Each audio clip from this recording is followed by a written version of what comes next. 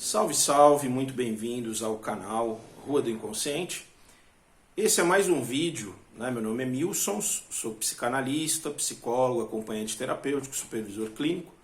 Esse é mais um vídeo em que me ponho aqui com vocês a pensar um determinado assunto, né?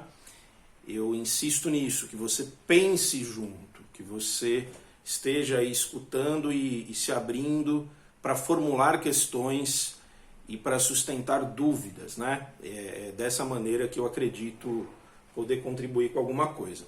Bom, o papo hoje nós vamos conversar um pouco sobre um artigo da Maria Cristina Kupfer, que está na Folha, estou com ele aberto aqui,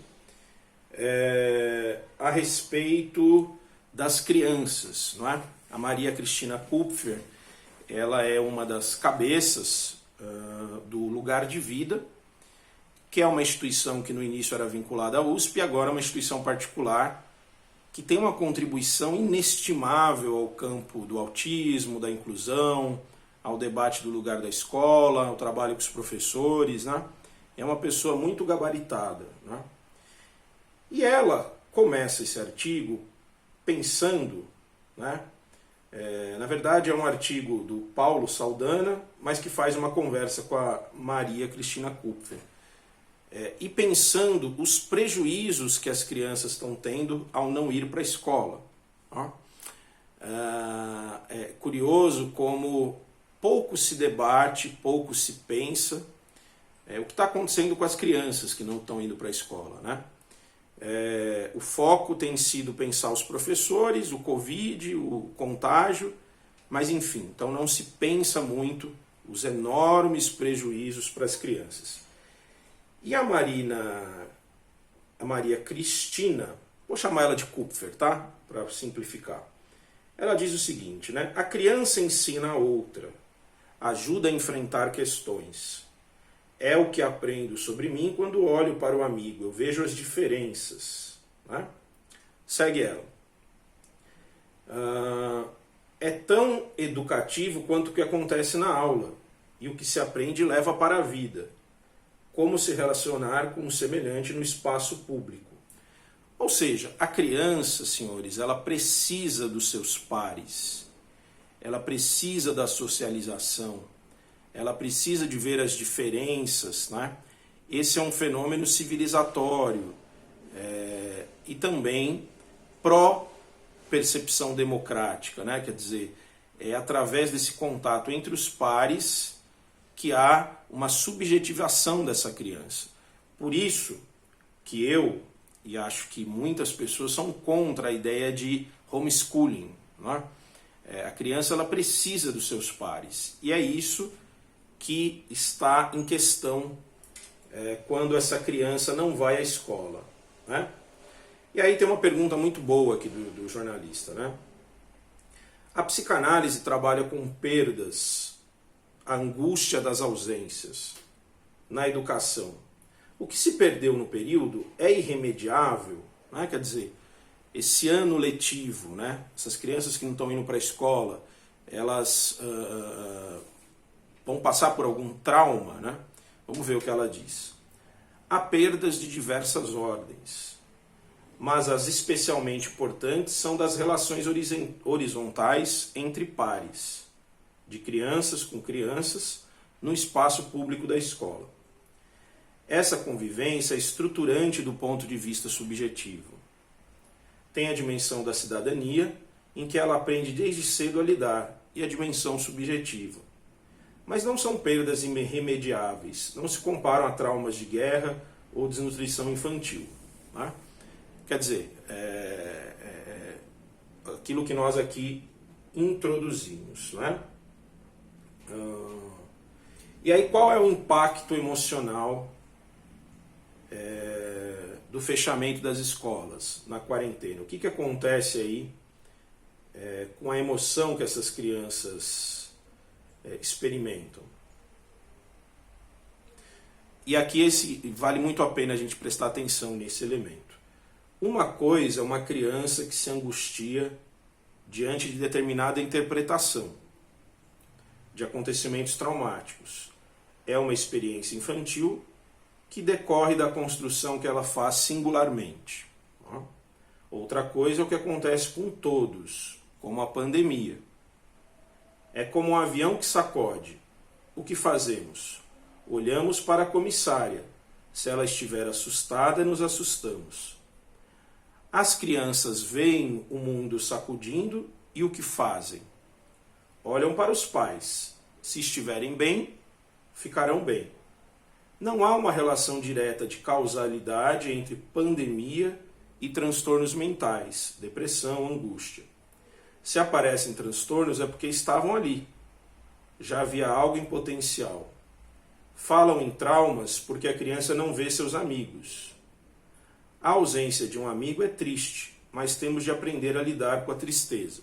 Não é? Então é muito interessante essa diferenciação que ela faz, né? E pensar que esse fenômeno da pandemia ele vai impactar a criança nesse momento também pela forma como os pais lidam com esse processo, né? Quer dizer, a criança tem aí um referencial da família, né? Só que eu acho que a questão é um pouco mais complexa aqui que o que a Kupfer coloca, né? A gente precisa lembrar que muitas famílias e muitos pais estão em falência, estão em dificuldade econômica, há um fator estressor da relação do casamento, né? E o ambiente de uma casa, ele, enfim, dificilmente ele se manteve estável, né? Principalmente se a gente está falando aqui de famílias que estão passando por desemprego, etc., né? Então, imagina como isso tudo vai repercutindo e reverberando na criança, né? Então, não é só que ela não está com um amigo, não está vendo os amigos, não está presencialmente, né? Ela também está tendo que lidar com uma quantidade de angústia e de sofrimento que vem do abalo, né, financeiro desses sistemas familiares, né? Então, não tem sido fácil para as crianças, a gente precisa pensar nisso, né? Bom, haverá uma mudança na percepção social sobre a escola? Né? Esse ponto eu tendo a discordar dela. Veja o que ela responde. Houve uma valorização da escola, mas pela falta que ela fez. Pode ajudar a desnaturalizar a escola, mas é preciso que isso seja mais discutido. Se perguntarmos aos pais o que fez falta, vão dizer o que era importante porque o filho aprendia. Mas o que mais? Durante a pandemia não se frequentou o espaço público da escola. Parou de aprender cidadania ética, o aprendizado da vida coletiva. Eu me preocupo um pouco, porque eu vejo primeiro uma adesão de massa com relação às crianças ficarem em casa. Evidente que isso tem a ver com o medo da morte, do Covid, do contágio, né? Uma série de fatores. Ninguém quer que seus filhos morram, né? Isso por si só já é um ponto grande nessa questão, né? Mas eu não sei se as escolas estão sendo valorizadas, né? Eu desconfio que a ideia da virtualidade está agradando muita gente, né? E muitos pais. E aí a gente não pode ser inocente. Há pais fóbicos, há pais perversos, há estruturas familiares doentias que desejam que os filhos fiquem sob a sua tutela, né? Isso é um ponto que a gente precisa pensar, né? Eu tenho certeza que se não fosse obrigatório as crianças irem para a escola, muitas famílias deixariam seus filhos em casa, né? Isso acarretaria um gigantesco prejuízo na relação com os pares. A escola, ela não deve ser um ambiente puramente conteudista, né? Ela também tem um espaço de socialização importante. Essa virada seria importante de ser pensada, né? Bom, tem uma pergunta aqui, né? A escola é um instrumento para lidar com o mal-estar? Resposta. Ela é feita para isso, para suportar o mal-estar. Isso é a essência do trabalho da psicanálise na educação. Não é eliminá-lo. Aliás, toda civilização não é para outra coisa senão suportar o mal-estar. Escrevemos literatura para isso, para enfrentar coisas difíceis. Pois é, né? Quer dizer, curioso, né? Essa concepção da psicanálise que eu considero muito boa, né? Há um mal-estar de estar vivo, há um mal-estar existencial, né? As crianças, o jovem acessam esse mal-estar, né? E a socialização é uma forma do sujeito descobrir entre os seus pares de que é possível suportar a existência, né? Um indivíduo fechado, confinado, né, isolado, né, ele sofre muito mais, né? Então há essa ideia da escola, né? E aqui ela entra um pouco na questão do homeschooling, né? O governo Bolsonaro defende o homeschooling, o que ganhou atenção na pandemia. Qual a avaliação? Homeschooling é mudar a lei para permitir que os pais alfabetizem os seus filhos ou dirijam o caminho pedagógico de seus filhos dentro das próprias casas, né? É uma proposta bolsonarista, né? Aliás, tem esse discurso aí da Damares, da Goiaba, essas coisas todas. E aí vamos ver o que a Marina diz. O homeschooling é a negação mais radical da infância, da participação da criança no espaço público. É uma volta para o espaço familiar inaceitável. A família não pode dar tudo o que uma criança precisa. O homeschooling ajuda mais a entender o valor da escola do que a pandemia. É a negação de todas as conquistas em termos civilizatórios dos últimos 300 anos. E isso sim é perda irremediável.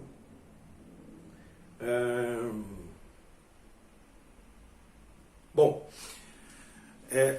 sou radicalmente contra o homeschooling, né?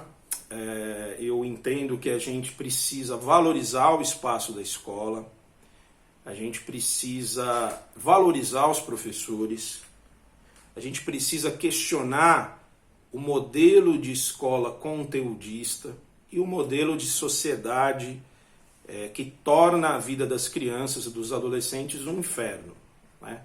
Mas daí você propor que essas crianças fiquem nas casas, né, é um absurdo, né? Uma vez que a gente entende que o desenvolvimento de uma personalidade mais sadia, mais contente, mais solidária, né, está justamente desse sujeitinho pequenininho começar a perceber que existem outros para além das suas quatro paredes, de que existem outros adultos, outras realidades, né, de que existem diferenças, de que existe o racismo, a discriminação, existe o gay, o hétero, outros gêneros. Quer dizer, a escola é um ambiente riquíssimo para que essa criança comece a lidar com a diferença, né? Se ela fica fixa na sua bolinha familiar, né, ela tende a ter um atraso cidadão, né? Ela tende a se tornar um adulto com problemas, né? Enfim, e aí tem uma última pergunta aqui, que é a seguinte: com a pandemia houve uma convivência forçada entre crianças e pais. Dá para ser otimista com o resultado disso? Sou muito otimista. Falamos das perdas, mas os ganhos ficam para sempre. Só daqui a alguns anos essas crianças vão crescer e contar o que aconteceu no tempo em que as escolas pararam. Houve encontros, não só gritaria. Houve adaptação. Famílias começaram a se refazer nas relações. ensinaram o que puderam, entraram nas aulas, observaram. Deixaram de lado a loucura da vida de correr para lá e para cá. Tenho certeza que viram coisas que não viam antes. Eu considero meio bobo esse comentário dela, né? Muito ingênuo e muito classe média alta, né? Não é o que está acontecendo na grande parte dos lares, né? Aí a psicanálise fazendo às vezes de pensar de uma forma classe média alta, né? Tem um atravessamento aí, né? Na maior parte dos lares o bicho está pegando, né? Imagina você quantas pessoas que não entraram em falência, que estão desempregadas, né? Um momento político terrível, um governo genocida, né? Uma Amazônia destruída, quer dizer, não tem espaço para você estar otimista, né? E todas essas tragédias estão impactando os lares e, consequentemente, impactando as crianças, né? Eu tenho muitos senões essa ideia de que, nossa, tem acontecido coisas legais, né? E eu posso me dizer mais pessimista, né? E eu acredito que eu sou mais realista nesse ponto de vista, né? E você? Como é que você tem avaliado tudo isso? Né? Como é que você tem percebido seus filhos, as crianças, os jovens, né? Quer dizer, você faz uma observação otimista ou pessimista, né? Escreva aí nos comentários e contem, né? Dividam aí a experiência de vocês para a gente pensar como que estão os jovens nesse momento de confinamento, de pandemia, né? E a pouca discussão que há sobre a saúde mental das crianças e dos jovens, né? Eu acho isso importante. Deixa seu like, se inscreve no canal, até um próximo. Tchau, abraço.